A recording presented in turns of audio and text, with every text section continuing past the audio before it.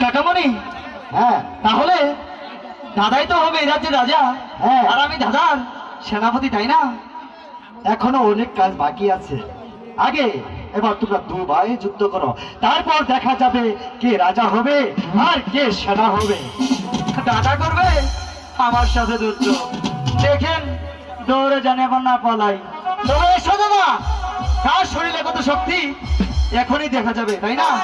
না কাকামণি, তুই ছোট, ওর সাথে যুদ্ধ করা যাবে না, সে আমার হাত কেটে ফেলবে। তবুও তোমাকে যুদ্ধ করতে হবে। জানাও তোমার অস্ত্র, আমি দেখতে চাই তোমাদের দু ভাইয়ের মাঝে কে জয় হয় আর কে পরাজয় হয়।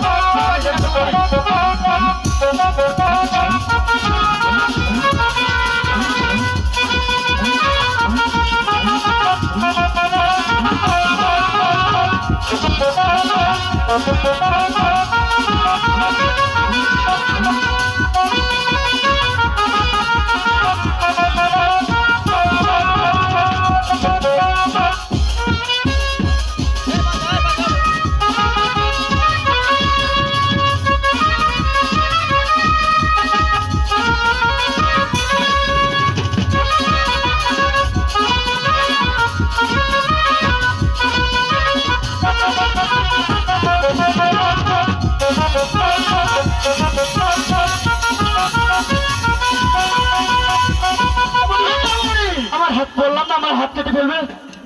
ও কিছু না, আমি জিতে গেছি কাকামণি।